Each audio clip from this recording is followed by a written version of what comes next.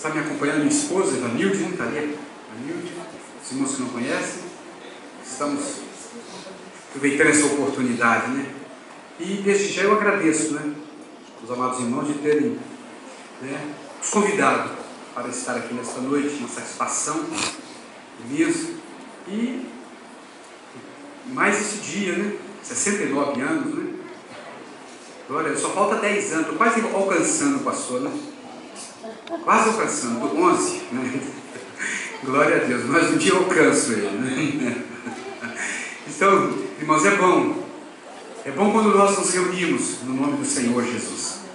Bom quando nós nos levantamos em prol de uma causa, quando nos levantamos com foco em uma causa. A Bíblia diz que se 2 ou 3 concordarem na terra, não será ligado no céu, já está ligado.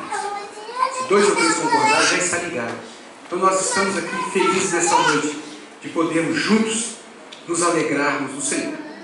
Veja o momento que a irmã, a pastora nos falou, através da Elisa, né? Eu não estava em casa. E Deus colocou uma palavra no meu espírito, no meu coração, né? E eu quero compartilhar com os irmãos essa noite. Poucas palavras, porque tem uma coisinha gostosa ali na mesa, né? Não vamos demorar muito, né? Então abra sua Bíblia sentado. Pode ficar sentado. Glória a Deus. No livro de 1 Samuel, capítulo 16. Verso 11. Primeiro livro do profeta Samuel, capítulo 16, verso 11. Essa pergunta que Samuel fez naquela tarde, na casa de Jessé, Deus o tinha direcionado ali. O profeta Samuel não estava na casa de Jessé passeando, não estava simplesmente de passagem, mas ele foi enviado à casa de Jessé. No versículo 11, capítulo 16, verso 11, mesmo assentado, perguntou Samuel a Jessé: acabaram-se todos seus filhos? E ele respondeu: ainda falta o mais moço que está apacentando as ovelhas. Disse, pois, Samuel a Jessé: manda chamá-lo, pois nós não nos assentaremos à mesa sem que ele venha. Então mandou chamá-lo e fê-lo entrar. Era ele ruivo, de belos olhos, de boa aparência. E disse o Senhor: levanta-te e unge, pois este é ele. Tomou Samuel o chifre do azeite e ungiu no meio dos seus irmãos. E daquele dia em diante, o Espírito do Senhor se apossou de Davi. Então Samuel se levantou e foi para Ramá. Amém. Bendito Deus. Graças te damos por essa rica e gloriosa oportunidade.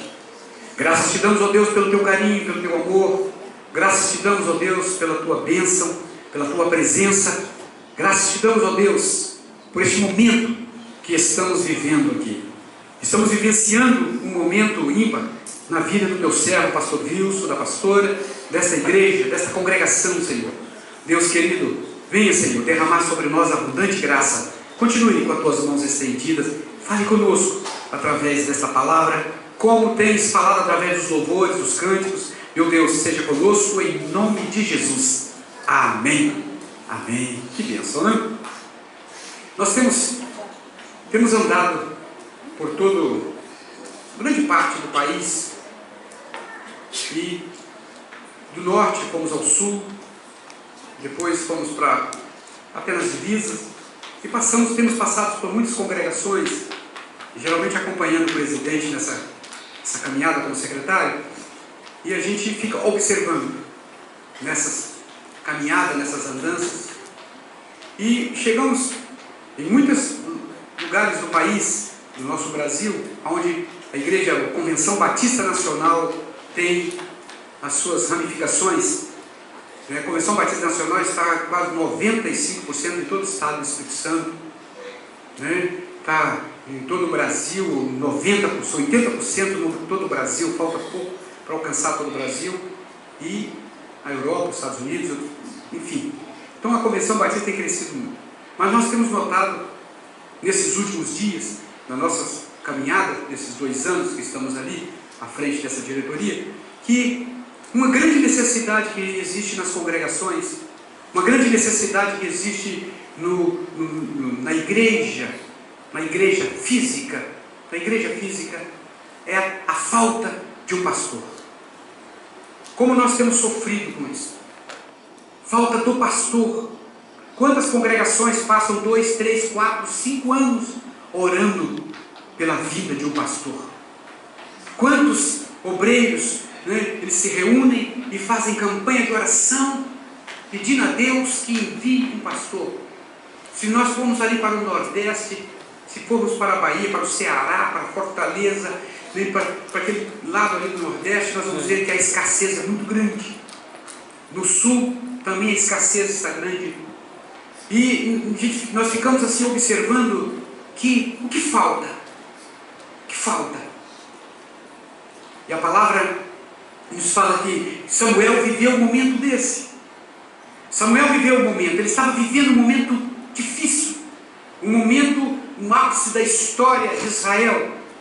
Ele estava vivendo um momento em que, abruptamente, o povo havia escolhido um pastor para eles, para si, para pastoreá-los. Escolheram Saul para ser pastor.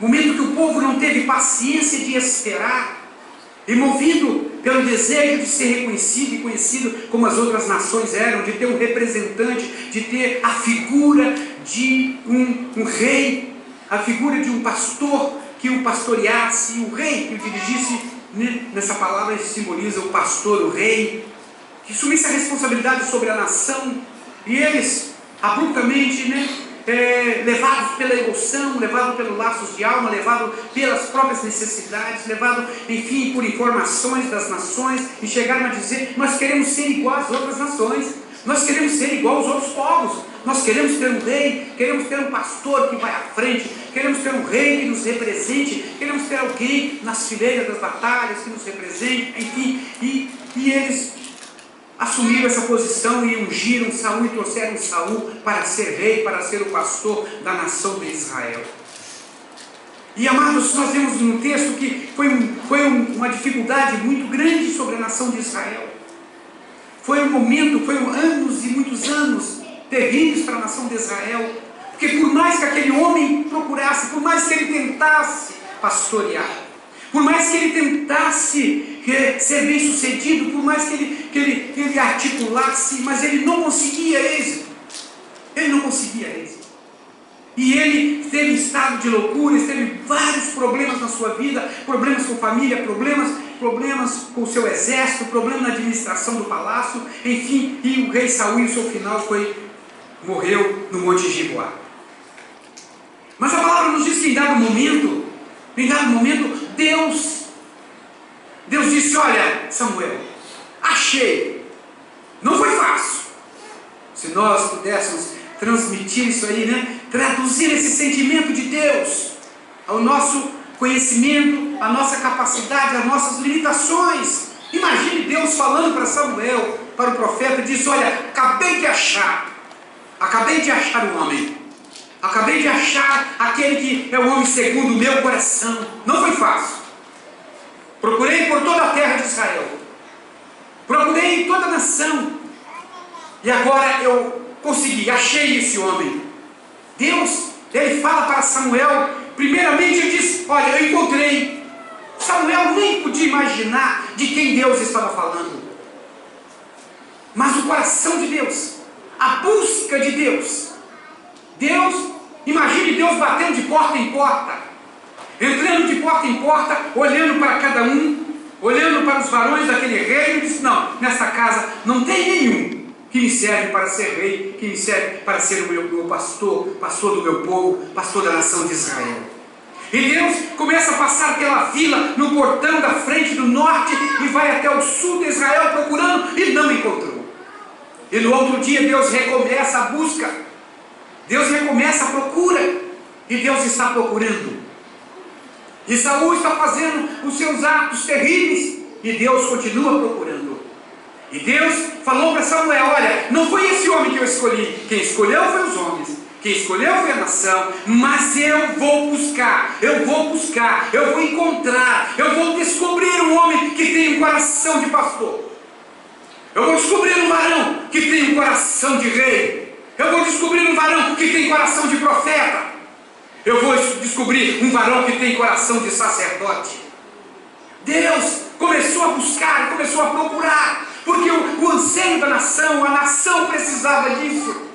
A nação precisava desse homem. A nação precisava que esse homem fosse revelado para ela. A nação precisava urgentemente desse homem, que esse homem pudesse surgir na história e reescrever uma nova história sobre Israel, apagar aquela história triste do rei antecessor, aquela história terrível de Saul, um homem cheio de medo, um homem cheio de frustrações, um homem cheio de temores, um homem lunático, um homem totalmente desamparado, desarticulado, enfim, por mais que o profeta tentasse ajudá-lo. Nós temos nesse reino do homem que não é chamado pelo Senhor, do obreiro que não é chamado pelo Senhor, do varão que não é chamado pelo Senhor, do pastor que não é escolhido pelo Senhor, do rei que não é escolhido pelo Senhor, por mais que ele faça. E pois Samuel fez muito. Samuel procurou de todas as formas. Samuel sacrificou momentos da sua vida. Samuel, em dado momento, ele colocou até o seu ministério com problemas e dificuldades, por tentar ajudar Saul. Ele queria que aquele homem fosse um bom rei, ele queria que aquele homem fosse um bom pastor, ele queria que aquele homem fosse um bom obreiro, ele queria demais, e ele orava, e ele jejuava, e ele buscava, e ele estava presente, e ele discipulava, e ele ensinava, e ele redarguia, e ele arguía com o próprio Saul, e ele estava presente ali dizendo: por favor, em nome do Senhor, seja um bom pastor, seja um bom obreiro, seja alguém que louva o Senhor, que glorifique o Senhor, alguém que honre a Deus. E Saul não conseguia alcançar. E agora de repente Deus olha e diz: Samuel, acabei de encontrar o varão. Eu encontrei. A minha alma está feliz, a minha alma está tranquila, porque agora eu encontrei. E Deus fala para Samuel: olha, prepara o chifre de azeite, prepara a túnica, a roupa de sacerdote, porque eu vou te enviar para uma missão eu vou te dar. E diz: você vai à casa de Jessé, e vai mandar perfilar diante de ti todos os seus filhos, e aquele que eu falar, aquele que eu escolher, este é o meu escolhido. E Samuel saiu com essa missão e foi à casa de Jessé. E chegando à casa de Jessé, ele diz: é de paz. Eu vim comissionado com uma missão. E a palavra diz que os filhos de Samuel passaram, e Samuel olhava: nossa, que homem bonito, olha que sujeito vistoso, olha que homem forte, inteligente, capacitado. E Deus: não. Senhor, esse homem tem tudo para ser um bom obreiro, tem tudo para ser um bom rei, tem tudo para ser um bom pastor. Disse: não. Passou-se os 7 filhos de Samuel. Deus disse: não, não, não, não, não. Samuel ouviu 7 não. Aí Samuel olhou e disse: Jessé, tem algum filho aí? Tem mais alguém na casa? Tem mais alguém?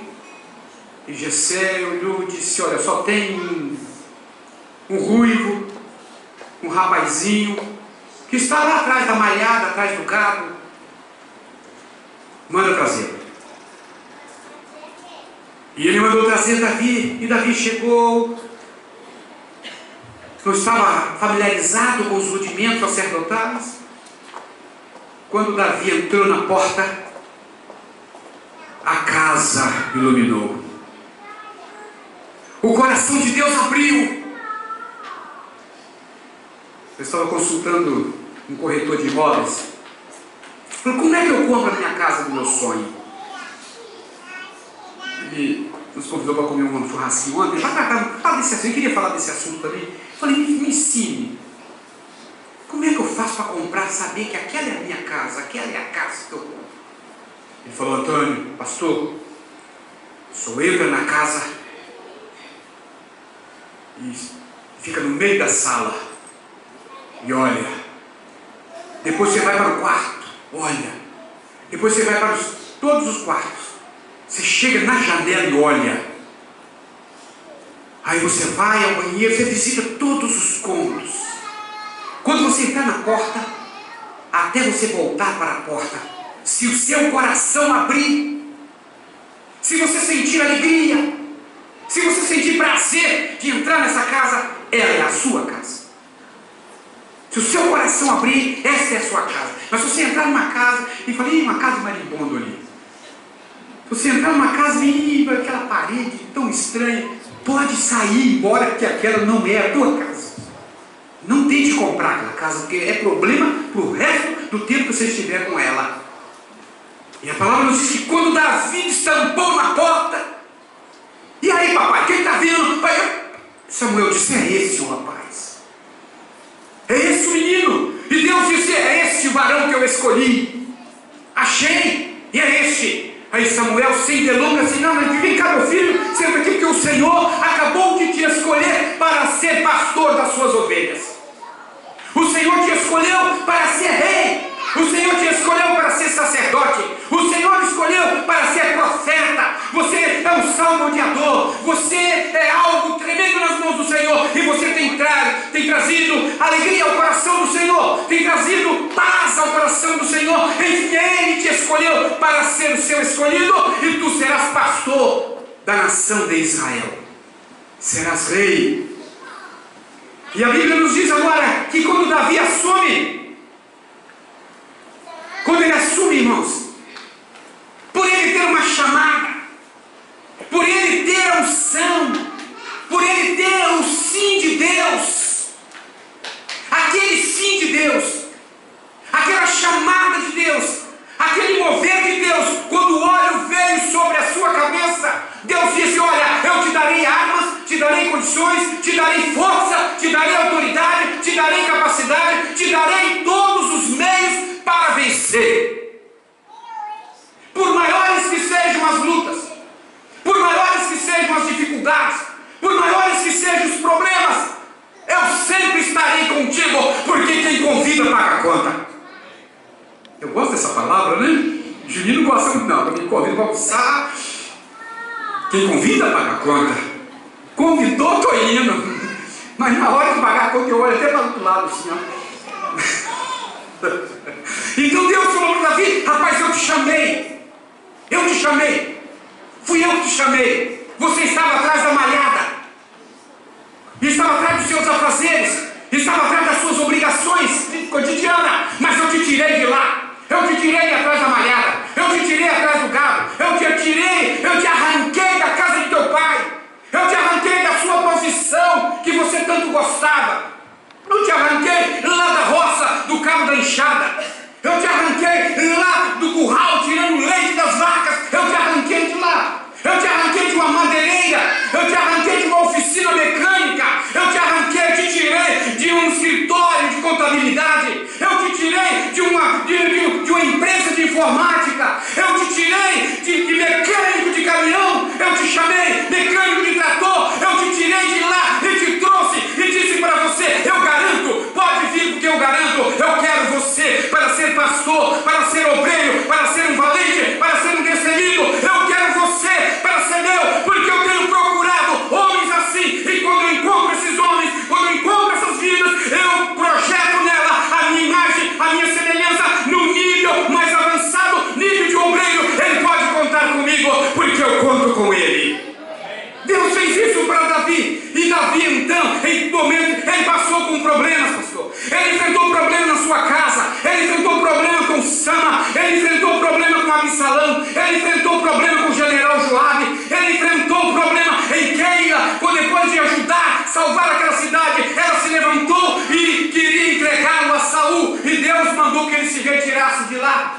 Ele enfrentou um problema na sua cidade, quando ela foi queimada a fogo, e os seus soldados olharam para ele e julgaram-no culpado e queriam apedrejá-lo. E Davi enfrentou um problema emocional, psicológico,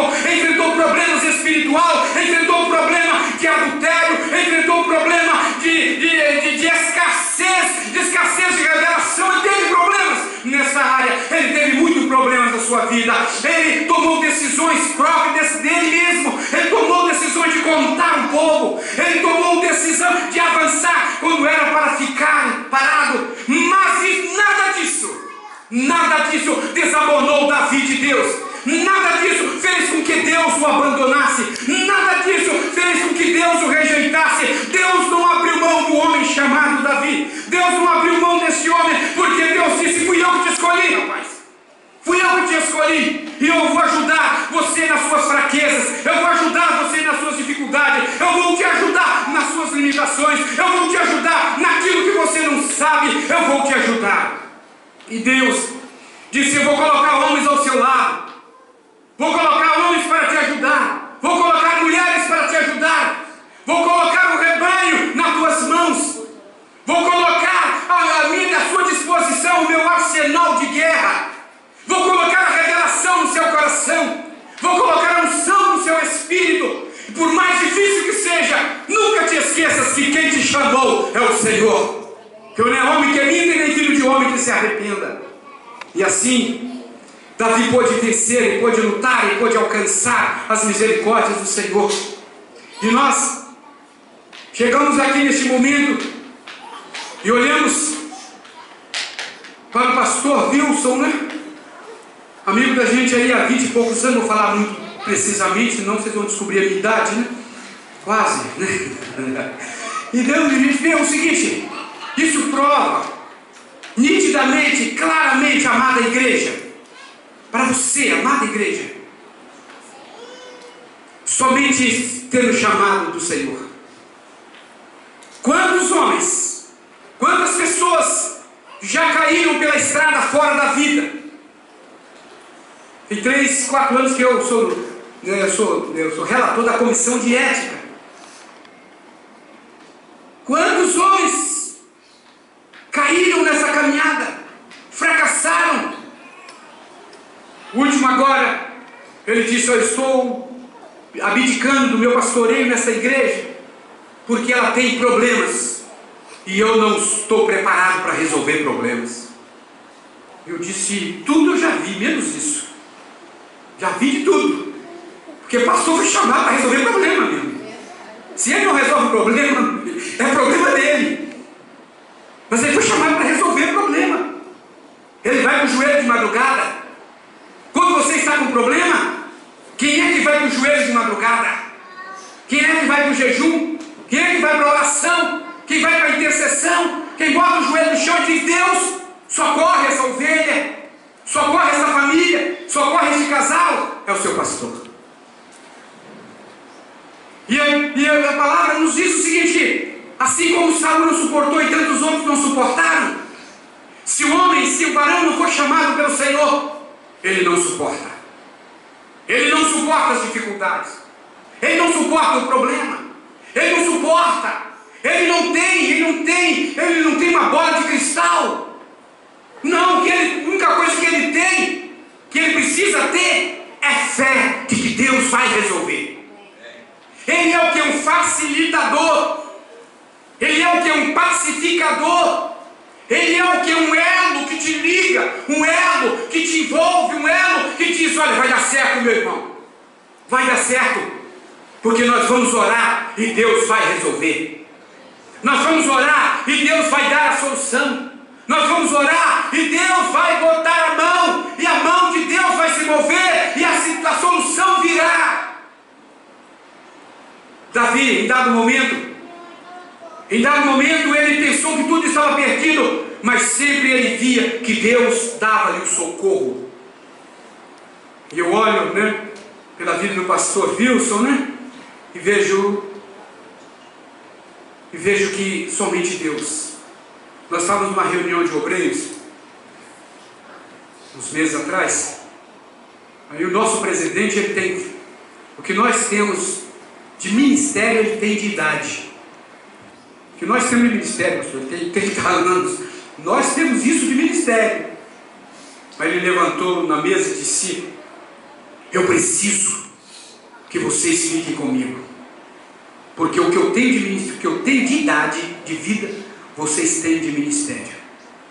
A experiência de vocês, a capacidade de vocês, a visão aguçada de vocês, o discernimento de vocês está 30 anos à frente do meu discernimento. Está 30 anos à frente da minha capacidade. Então, isso é o quê? Isso porque ele fala, e por que vocês chegaram a tal ponto? Por que o pastor chega aos 69 anos com tantos anos de ministério? Como é lindo, como é belo você olhar para um obreiro e procurar, procure uma falha nesse obreiro, procure uma desonra moral desse obreiro, procura algo que desabone a sua conduta desse obreiro. Um obreiro que tinha tudo para tomar decisões afoitas, tomar decisões na hora, movido pelo sentimento, mas de repente ele preferiu depositar nas mãos do Senhor e por esperar em Deus, esperar a resposta do Senhor. Um certo varão perguntou: pastor, como é que vai o teu coração? Aí o pastor olhou para ele com muita seriedade e disse: qual deles? E ele falou: o coração. E aquele pastor disse: qual deles, meu amado? Ele falou: mas pastor, todo mundo só tem um coração. E ele disse: não, o pastor tem dois. O pastor tem dois corações. Ele tem um coração de carne, essa bomba que injeta sangue, esse músculo, e ele tem um coração espiritual. E ele disse: mas e o coração de carne então? O coração de carne está bem. E o coração espiritual está com luta e com dificuldade. Amanhece o dia, o telefone toca e diz: pastor, hoje nós temos aniversário. O senhor vai ministrar uma palavra para a nossa primeira criança que nasceu. Aí o pastor bota o seu terninho, tranquilo, e vai e ministra. Aí no outro dia: pastor, vem cá, precisa desapartar a briga, porque o marido, a esposa estão se agarrando aqui e quase que estão se matando. Aí o pastor sai e vai lá, separa aquela briga, ministra, muda. Passou um pouco tempo: pastor, socorre, Ricardo, deixa eu fazer o funeral do vovozinho, de uma pessoa que acabou de falecer. Aí o pastor vai lá e faz o funeral. Daí porque ele volta: pastor, acabou de nascer o bebê, querendo que o senhor apresente o bebê. E ele disse: meu irmão, não tem coração que aguenta. Não tem coração que aguenta. E ele falou: por quê? Só o espiritual que aguenta, porque o espiritual está anelado com o Senhor. O espiritual está entronizado com o coração de Deus, e Deus o fortalece. Então eu quero te dizer nesta noite, amada igreja, quero te dizer nesta noite, amados varões, varoas, ovelhas, rebanhos desse aprisco, vocês receberam um presente de Deus. Vocês têm um presente de Deus. Tem uma graça gloriosa de Deus, de poderem bater no peito e dizer: eu tenho um pastor. Tem um pastor que zela pela minha vida. Tem um pastor que cuida de mim. Tem um pastor que me ouve. Tem pastores que cuidam de mim, que deixam os seus afazeres e vêm me socorrer. Tem pastores que eu posso contar com eles 24 horas por dia, se necessário for. Eu tenho pastores que, se eu cair lá no meio do asfalto, se eu sofrer um acidente lá, ele vai ser o primeiro a aparecer. Quando ele souber do fato, ele vai me resgatar. Eu tenho pastores que qualquer dificuldade, qualquer problema, eles sempre terão uma palavra de Deus para a minha vida. E amados, isto, como é que nós conseguimos superar tudo isso? Como é que o pastor Wilson conseguiu superar tudo isso? É um homem natural, é um homem que tem sentimento, é um varão que tem lutas, é um varão que tem dificuldades, é um varão que tem problemas, dificuldades, é família, é empresa, é congregação, enfim, é um homem natural, normal, não é um super-homem. Não é um ser extranatural, supernatural, não é algo diferente de nós. Não, mas a única diferença e a grande diferença que existe sobre a vida do servo do Senhor, dos servos dos senhores aqui, do Senhor aqui nessa noite, é o seguinte: é a unção de Deus.